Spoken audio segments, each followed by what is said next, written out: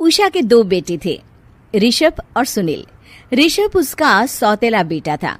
उषा हमेशा ही अपने सगे बेटे सुनील को ज्यादा प्यार करती थी। सुनील की शादी हो चुकी थी और ऋषभ की शादी भी निशा नाम की लड़की से हो जाती है।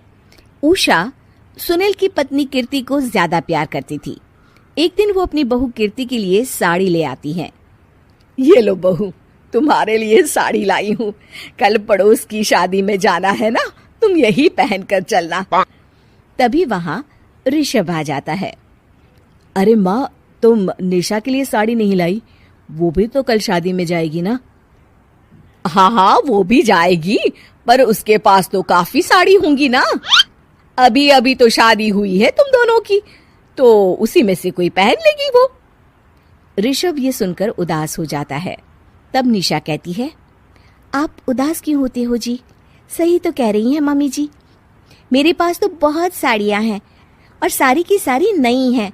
मैं उन्हीं में से कोई पहन लूंगी। वो बात नहीं है निशा। माँ मेरे साथ तो सौतेला व्यवहार करती ही थी, पर मुझे लगता था कि मेरी पत्नी के साथ वो ऐसा कभी नहीं करेंगी, पर आज उन्होंने तुम्हारे साथ भी वैसा ही व्यवहार किया। ऋषभ उदास होकर अपने कमरे में चला जाता है। ऋषभ को उदास देखकर निशा को अपनी सास पर बहुत गुस्सा आता है। एक दिन उषा सुनील को कुछ पैसे दे रही होती है। ले बेटा सुनील, ये कुछ पैसे रख ले और बहू को कहीं घुमा लिया। जी मम्मी जी। सुनील वहां से चला जाता है। मम्मी जी, आपने इन्हें तो कभी पैसे नहीं दिए।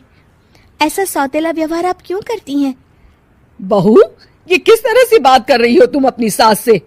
कोई ऐसे सवाल करता है कि अपनी सासू से? सास, अरे जिस दिन से मैं इस घर में आई हूँ ना, आपने तो मुझे अपनी बहू माना ही नहीं। हमेशा कीर्ति भाभी के लिए ही सब कुछ लाती हैं। मुझे तो आज तक आपने कुछ दिया ही नहीं। क्या मैं जानती नहीं कि आप ऐसा क्यों करती हैं? देख निशा, तू अपना काम कर समझी। मेरे से बहस करने की कोई जरूरत नहीं है। तभी वहां ऋषभ आ जाता है। निशा, माँ से ऐसे बात नहीं करते। तुम जाओ अपने कमरे में। हाँ, जा रही हूँ। मुझे भी इनसे बात करने का कोई शौक नहीं है। निशा अपने कमरे में चली जाती है और ऋषभ भी वहां आ जाता है। निशा, तुमने माँ से क्यों झगड़ा किया? क्योंकि आप तो कुछ कहते ही नहीं, बस चुपचाप सहते रहते हैं। किसी को तो आवाज उठानी होगी ना। कोई बात नहीं निशा, तुम गुस्सा मत करो, शांत हो जाओ। निशा रसोई में खाना बना रही होती है। तभी वहां कीर्ति आ जाती है। निशा, तुम मार्केट से ये सामान ले आओ। मैं क्यों जाऊं? आप भी तो जा सकती हो ना।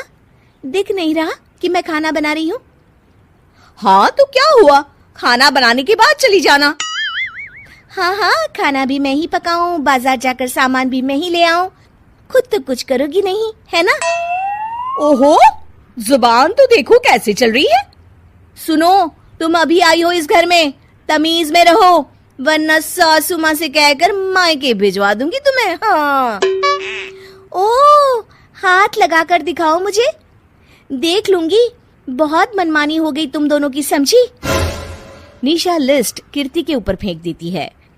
कीर्ति निशा को मारने आती है तो निशा उसका हाथ मोड़ देती है। मर गई रे, छोड़ मेरा हाथ। आज के बाद मुझसे कोई बदतमीजी की तो अच्छा नहीं होगा। कीर्ति रोते हुए अपने कमरे में चली जाती है। उस निशा चुड़ैल ने मेरा हाथ मोड़ दिया। मुझे नहीं रहना इस घर में। अरे कैसी बेकार की बातें कर रही हो? अरे निकालना ही है तो ऋषभ और निशा को निकालेंगे। नहीं, मुझे अलग घर चाहिए। कान खोलकर सुन लीजिए, हम दोनों इस घर से जल्द जाएंगे। आप नए घर का इंतजाम कीजिए बस। मैं इन दोनों के साथ ज्यादा नहीं रह सकती। हाँ, वैसे मैं भी कुछ दिनों से सोच रहा था। अच्छा हुआ तुमने कह दिया, मैं माँ को भी बता देता हूँ। माँ, वो क्या करेंगी तुम्हारे साथ जाकर? मैं चाहती हूँ कि तुम और मैं, बस हम दोनों ही कहीं शिफ्ट हो जाएं, इस सब झमेले से दूर। अरे पर माँ को यहाँ छोड़कर इस तरह से जाना ठीक नहीं रहेगा कीर्ति। वैसे वो तुम्हें कितना प्यार भी तो करती हैं। नाम का ख्याल रखती है, क्योंकि तुम सगे बेटे हो ना, इसलिए। तुम अगर सौतेले होते तो मेरे साथ भी ऐसे ही सलूक करती जैसे अभी तुम्हारे सौतेले भाई और उसकी पत्नी से करती है। अरे पर फिर भी कुछ भी नहीं। देखो, या तो हम दोनों इस घर से कहीं दूर जाएंगे या फिर मैं अपने मायके चली जाऊंगी। हाँ, बता देती हूँ। अच्छा बाबा, अच्छा ठीक है। सुनील अपनी माँ से बात करने आता है। माँ, मैं सोच रहा हूँ कि कीर्ति के साथ अलग घर में शिफ्ट हो जाऊं। अरे वाह बेटा, ये तो बहुत अच्छा सोचा है तुमने। कब शिफ्ट होना है हमें? मैं भी पैकिंग कर लेती हूँ। अब नहीं माँ, मैं और कीर्ति ही जाएंगे बस। आप तो यहीं रहो, ये पुश्तैनी घर भी है ना आपका। अरे बेटा, तू तो मेरा सगा बेटा है, तू ही मेरे साथ ऐसा कर रहा है, मुझे अपने साथ ले जा बेटा। तभी वहाँ कीर्ति आ जाती है। अरे माँ, आपको पता भी है कि किराए के घर में कितना खर्चा होता है, और अगर आपको भी लेकर गए तो और खर्चा होगा। आप तो बस यहीं रहो इसी घर में।